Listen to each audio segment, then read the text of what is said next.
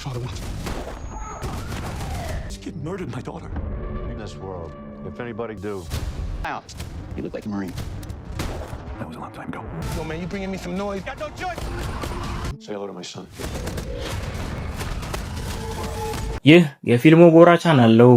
ሙቪዎችን በአጭሩ የምንተረክበት ሲሆን ላይክ፣ ሰብስክራይብ ኤንድ ሼር በማድረግ ይተባበሩን። በቀጥታም ወደ ፊልሙ የሚጀምረው በሞቃትና ደስታ የተሞላበት ቅጽበት ነው። አንድ ቤተሰብ የልጃቸውን የልደት በዓል እያከበሩ ነው። አባቷ ዊሊያም በባህር ኃይል ውስጥ ሲያገለግል ቆይቶ ገና ከጦር ሜዳም ተመልሷል። እሱና ልጁ በጣም የተቀራረበ ግንኙነት አላቸው። ብዙ ጊዜም አብረው ያሳልፋሉ፣ በጨዋታም ይዝናናሉ። ትዕይንቱ በከተማ ውስጥ ወደሚገኝ አንድ የምሽት ክለብ ይቀየራል። እዚህ ጋር ዶኒ እናገኘዋለን። እሱም የሚፈራው የወንበዴ ቡድን ጨካኝ መሪ ነው። ስሙ በዛቻና በኃይል የተገነባ ነው። እሱን ለመቃወም የሚደፍር ማንኛውም ሰው ወዲያውኑ ይወገዳል። ብዙም ሳይቆይ የዶኒ ሁለት ልጆች ሮሪ እና ታናሽ ወንድሙ ዳኒ ይመጣሉ። ሮሪ ለታላቁ ዶኒ ዳኒን የቡድኑ አባል ለመሆን ዝግጁ መሆኑን ይነግረዋል። ነገር ግን በዚህ ቡድን ውስጥ አንድ መስፈርት አለ። ተቀባይነት ለማግኘት ዳኒ የሰውን ሕይወት ማጥፋት አለበት። በማግስቱ ዊሊያም የቤዝቦል ጨዋታ አሸንፋ የወጣችውን ልጁን ካትን ይወስዳታል። ስለ ስኬቶቿና ስላገኘችው የትምህርት ዕድል በኩራትም ያወራታል። አንድ ቀን ታላቅ የቤዝቦል ተጫዋች እንደምትሆንም ያምናል። ካት በጣም ወደምትወደው ካፌ ጋርም ይቆማሉ። ዊሊያም ለጥቂት ደቂቃ መኪናው ውስጥ እንድትጠብቀው ይነግራታል።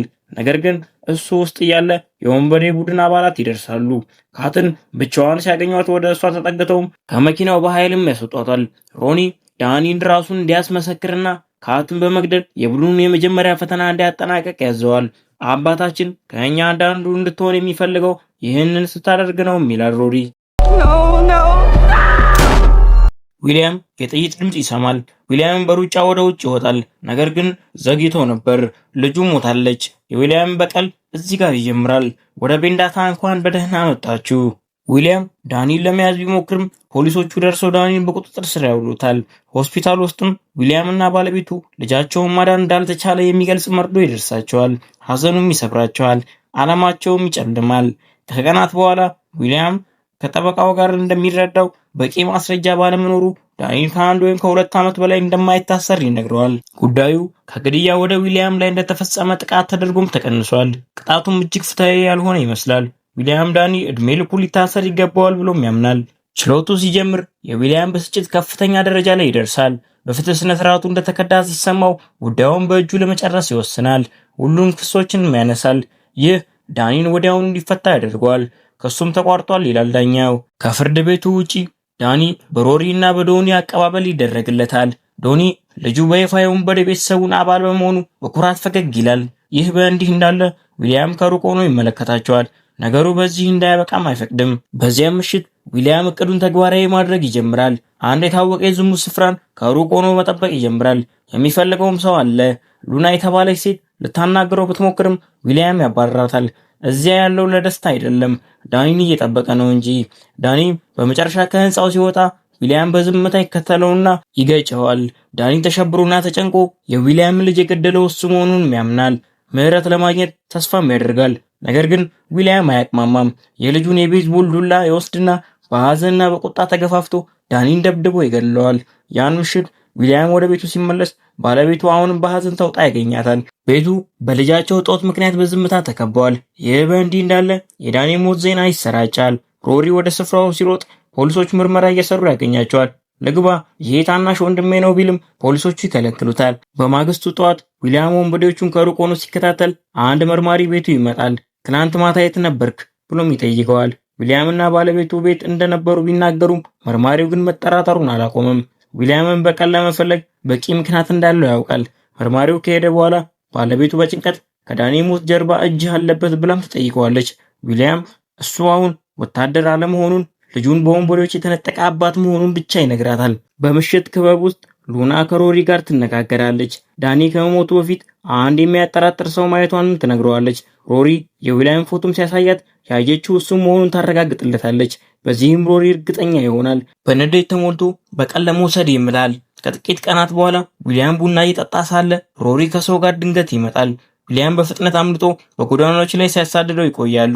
በመጨረሻም ጥግ ያስይዙታል። ሮሪ በዚህ ሁኔታ እየተደሰተ መሆኑን እየነገረው እንዲገድሉትም ያስዛል። ነገር ግን ዊሊያም ሁኔታውን በቅጽበት በመቀየር አጥቂውን ጥሎ በድጋሚ ያመልጣል። ሮሪ በብስጭት ይተኩሳል። ነገሩ እየተባባሰ ሲሄድ ፖሊሶች በመድረሳቸው ሮሪ ለማፈግፈግ ይገደዳል። ዊሊያም ቤት ሲመለስ መርማሪውም እዚያው ደርሷል። ወንበዴዎቹ ዳኒን የገደለው ዊሊያም መሆኑን ስላመኑ ቀጣዩ ኢላማ እሱ እንደሆነም ያስረዳዋል። እሱን ለመጠበቅ ከቤቱ ውጪ ፖሊሶችንም ይመድባል። መርማሪው ከሄደ በኋላ ባለቤቱ ምን እየተፈጠረ እንደሆነ ትጠይቀዋለች። ዊሊያም በመጨረሻ እውነቱን ይነግራታል። ዳኒን የገደለው እሱ መሆኑንም ያምናል። ያን ምሽት ፖሊሶቹ ጥበቃ እያደረጉ ሳለ ድንገት በመኪናቸው ላይ ጠርሙስ ይወረወራል። ፖሊሶቹ የወረወረውን ሰው ለማሳደር ሲሄዱ ነገሩ ሁሉ ትኩረት ስለማስለወጥ የተደረገ ሴራ ነበር። ፖሊሶቹም ሲርቁ ዶኒና ሮሪ ቤት ውስጥ ይገባሉ። ዶኒ ልጄን ለምን ገደልከው ብሎም ይጠይቃል። የዊሊያም ባለቤት ዳኒ የመጀመሪያ ልጃችንን ሕይወት አጥፍቷል ብላም ትናገራለች። ዶኒ ምንም ሳያቅማማ ይተኩስባታል። ዊሊያምንም ተንበርከክ ይላል። ሮሪም ዊሊያም ላይ ይተኩሳል።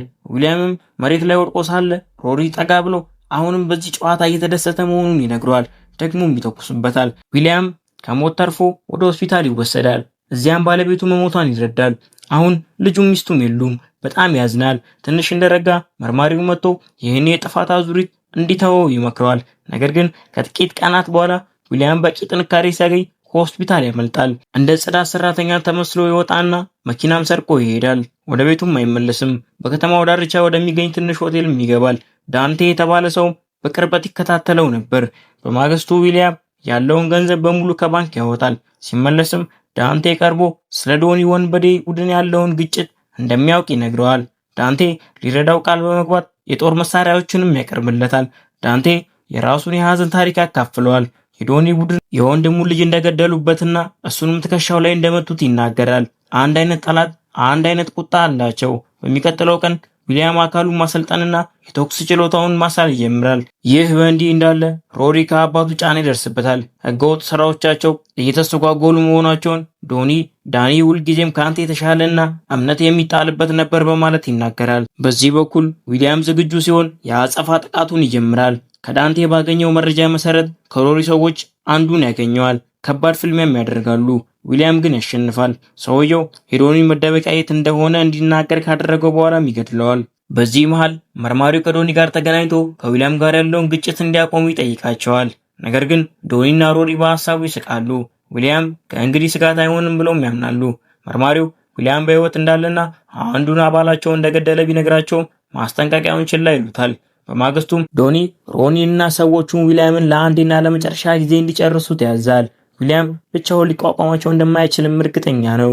ነገር ግን ሮሪና ሰዎቹ እሱን ፍለጋ ሲወጡ ዊሊያም ቀድሟቸው አንድ እርምጃ ሄዷል። እነሱ እንደወጡ ዊሊያም ወደ መደበቂያቸው ይገባል። በዝምታ በመንቀሳቀስ ጠባቂዎቹን አንድ በአንድ ያስወግዳል። ዶኒን እስኪያገኘው ድረስ በህንፃ ውስጥ ክፍል በክፍልም ይፈልጋል። ዶኒ ማምለጫ እንደሌለውም ይረዳል። ተስፋ በመቁረጥ ዊሊያም እንዲገድለው ይለምነዋል። ነገር ግን ሮሪን ከነዚህ ነገር ውስጥ እንዳያስገባውም ይጠይቃል። ዊሊያም ግን ሳያመነታ ዶኒን ይገድለዋል። በቀጣይም የዶኒን ስልክ ወስዶ ለሮሪ ይደውልለታል። አባቱ መሞቱን በረጋ ድምፅም ይነግረዋል።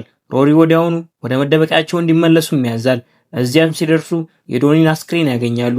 ሮሪ ከሐዘን ይልቅ እንግዳ የሆነ እፎይታ ስሜትም ይሰማዋል። አባቱ ሁልጊዜ ዳኒ ካንተ ይሻላል እያለ ስለሚያንጓጥጠው ከአባቱ ጋር የማይስማሙም ነበር። ዊሊያምንም ፍለጋ ሲጀምሩ ከፍተኛ የቶክስ ልውውጥ ይፈጠራል። ዊሊያም በጽኑም ይዋጋል፣ ነገር ግን በቁጥር ይበልጡታል። ለማፈግፈግና ለማምለጥም ይገደዳል። ጉዳቱን ለማከም ወደ ሆቴሉም ይመለሳል። ነገር ግን ውስጥ ሲገባ ሉናን ያገኛታል። እሷም ታውቀዋለች። ወዲያውኑ ለሮሪ ደውላ ዊሊያም የት እንደተደበቀ ተነግረዋለች። ሆቴሉ ውስጥ ዳንቴ ዊሊያምን ቁስል ለማከም ቢሞክርም እረፍቱ ለአጭር ጊዜ ነበር። ሮሪ እና የቀሩት የወንበዴ አባላት ሆቴልም ይደርሳሉ። ሮሪ ፊት ለፊት ወዳለው ጠረጴዛም ሄዶ ዊሊያምን የት ክፍል እንዳለ ይጠይቃል። ሰራተኛው መረጃ ለመስጠት ፈቃደኛ ካለመሆኑ የተነሳ ሮሪ ያለምንም ማቅማማት ይገድለዋል። ወደ ውጭም ወጥተው ዊሊያምን እንዲወጣ ይጣራሉ። ዊሊያም ወዲያውኑም ተኩስ በመክፈት ምላሽ ይሰጣል። እሱና ዳንቴ ወደ መኪናቸው በመግባት ይሸሻሉ። ሮሪና ሰዎቹም ይከተሏቸዋል። ማምለጡ በጎዳናዎች ላይ ወደሚደረግ ከባድ ተኩስ እቅድም ይቀየራል። ሁኔታው አስቸጋሪ የሆነ ሲመጣ ዳንቴ ሮክ ለተባለ የድሮ ጓደኛው ይደውላል። እየታደኑ መሆናቸውንና ወደ እሱ ጋራዥ እየመጡ መሆኑንም ይነግረዋል። ሮክ ችግር እየመጣ መሆኑን አውቆ ሰዎቹንም ያዘጋጃል። ዊሊያምና ዳንቴ ጋራዡ ሲደርሱ የሮሪ ቡድን አባላት ወደ ኋላ እንዲያፈገፍጉ ይናገራሉ። ሮክ መጠጥ ሰጥቷቸው ለጥቂት ጊዜ እንዲረጋጉ እድል ይሰጣቸዋል። ነገር ግን ሰላሙ ብዙም አይቆይም። ሮሪና ሰዎቹ ጥሰው ይገባሉ። ሌላ የተኩስ ውጊያም ይጀምራል። በግርግሩ ውስጥ ሮክ ተመቶ ይሞታል። ዳንቴም ይቆስላል። ሁኔታው ተቀይሮ ዊሊያም ከሮሪ ጋር ብቻውን ይጋፈጣል። ዊሊያምም ለመዋጋት ቢሞክርም ሮሪ ይተኩስበታል። ሮሪ በድፍረትና በጭካኔ በዚህ ሁኔታ ምን ያህል እየተደሰተ መሆኑን በድጋሚ ይፎክራል። ነገር ግን በዚህ ጊዜ ዊሊያም ዝግጁ ነው። ሮሪን ሊጨርሰው ይቃረብም። ዊሊያም የያዘውን ጠመዝማዛ መፍቻ በሮሪ አንገት ላይ ይሰካዋል። አገኘው ይላል ዊሊያምም። ሮሪም ደሙ እየፈሰሰ ይወድቃል። ዊሊያምም እሱም በጨዋታው እየተደሰተ መሆኑን ይነግረዋል። ፖሊሶቹም አካባቢውን ለመቆጣጠር ሲመጡ የሳይረን ድምጽ ይሰማል። በሚገርም ሁኔታ ዳንቴም ዊሊያምም በህይወት ይተርፋሉ። በኋላ ላይም መርማሪው ዊሊያምን ይጎበኘዋል።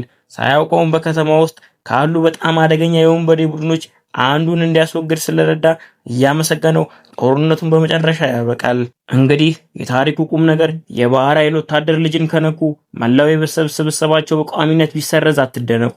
ስለተከታተላችሁኝ አመሰግናለሁ። በቀጣይ ቀናቶች እስከምንገናኝ መልካም ቀን ይሆንላችሁ።